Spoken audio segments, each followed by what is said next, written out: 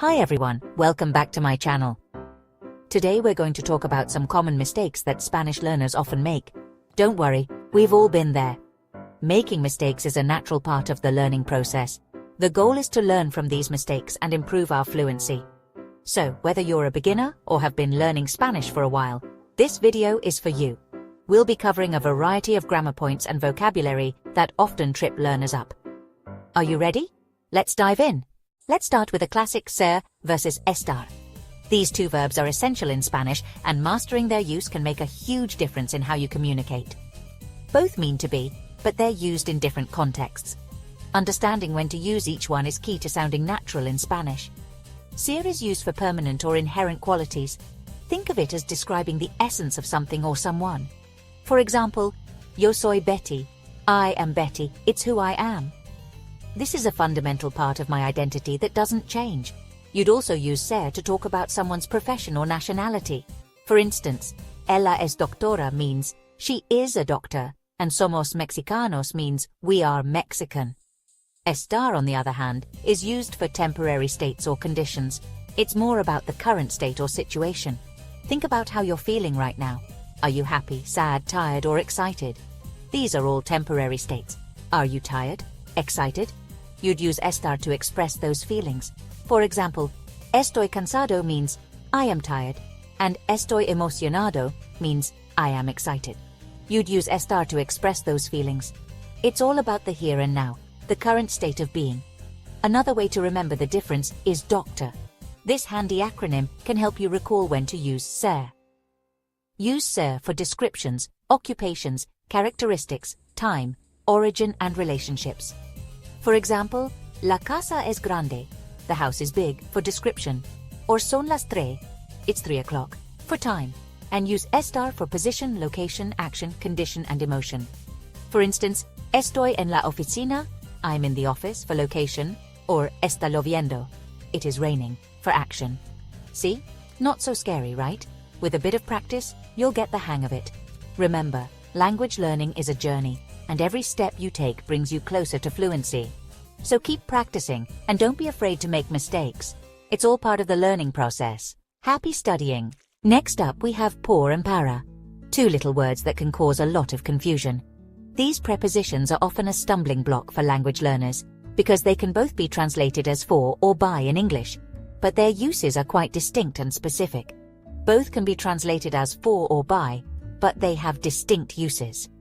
Understanding the difference between por and para can greatly enhance your fluency and comprehension in Spanish. Use por to express a cause, reason, or motivation.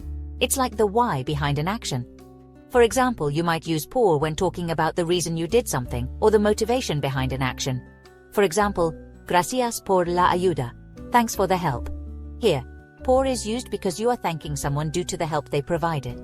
It's the reason behind your gratitude. You're thanking them because of their help.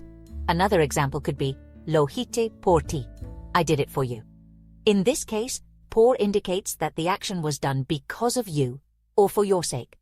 Para, on the other hand, is used to indicate a purpose, destination, or deadline. It's more about the end goal, or the intended outcome of an action. For instance, estudio para ser doctora. I studied to be a doctor. Here, para is used because the purpose of studying is to become a doctor. It's the goal you're aiming to achieve. Your purpose for studying is to become a doctor. Another example is, salimos para la escuela a las 7. We leave for school at 7. In this case, para indicates the destination, which is the school. Think of para as having a goal in mind. It's about where you're headed, or what you intend to achieve. For example, este regalo es para ti. This gift is for you. Here, para indicates the intended recipient of the gift. You're doing something in order to achieve something else. Another example is, necesito el informe para mañana. I need the report by tomorrow. In this case, para indicates a deadline. Por is more about the reason behind an action. For example, caminamos por el parque. We walk through the park. Here, por indicates the route or path taken. It's the reason or cause behind the action. Understanding these nuances can make a big difference in your Spanish communication. So, next time you're unsure whether to use por or para, think about whether you're talking about a reason or a goal, a cause or a purpose. With practice, it will become second nature. Remember, Language learning is a journey, and mastering these small but significant details will help you along the way. Keep practicing, and soon enough, you'll be using por and para like a native speaker. Now, let's talk about tener and haber, both of which can be translated as to have. Tener is used to express possession or to indicate feelings or sensations. You'd say, tengo un gato, I have a cat. You possess a cat. Haber is used as an auxiliary verb to form compound tenses, like the present perfect. For example, he comido, I have eaten.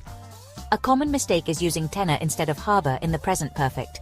Remember, haber is your go-to for this tense.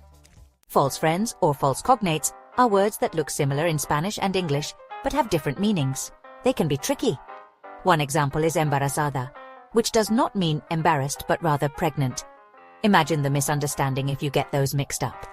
Another one is éxito, which looks like exit but actually means success. Be careful with these false friends. It's helpful to keep a list of common ones and review them regularly. In Spanish, adjectives usually come after the noun they modify. This is a fundamental rule that learners of the language must grasp early on. It might seem unusual to English speakers, but it's a key aspect of Spanish grammar. For example, el coche rojo, the red car. Notice how rojo follows coche. This structure is consistent across most descriptive adjectives. However, there are some exceptions. These exceptions are important to understand because they can change the nuance of what you're trying to say. Descriptive adjectives that express an inherent quality often come before the noun. This means that the adjective is so closely associated with the noun that it precedes it. For instance, un buen libro, a good book. Here, buen comes before libro because the goodness is an inherent quality of the book being described. The placement of an adjective can change the meaning of a sentence. This is a subtle but crucial aspect of mastering Spanish. Un viejo amigo means an old friend, someone you have known for a long time. The adjective viejo here implies a long-standing relationship, while un amigo viejo means a friend who is old. In this case, viejo is describing the age of the friend, not the length of the friendship. Pay attention to adjective placement. It can make a big difference in how your message is understood. Misplacing an adjective can lead to misunderstandings, or even change the meaning entirely. For example, casa grande means big house, but if you say gran casa, it can imply a great or magnificent house. These nuances are what make learning Spanish both challenging and fascinating. So, as you continue to learn and practice Spanish, always remember the importance of where adjectives go. It's a small detail that carries a lot of weight in communication. Keep practicing, and soon placing adjectives correctly will become second nature. Happy learning! Spanish uses double negatives, which might sound strange to English speakers. For example, no tengo nada literally translates to I don't have nothing, but it actually means I don't have anything. Don't be afraid to use double negatives in Spanish. It's grammatically correct and very common. Just remember that two negatives don't make a positive in Spanish. They reinforce the negative meaning. Let's unravel the mystery of saber and conocer, both meaning to know. Saber is used for knowledge of facts, information, or how to do something. You'd say, sé habla español, I know how to speak Spanish. Conocer is used for being acquainted with people, places, or things. For example, conozco a Betty. I know Betty. Think of saber as knowing with your head and conocer as knowing with your heart. Saber is about facts, while conocer is about familiarity.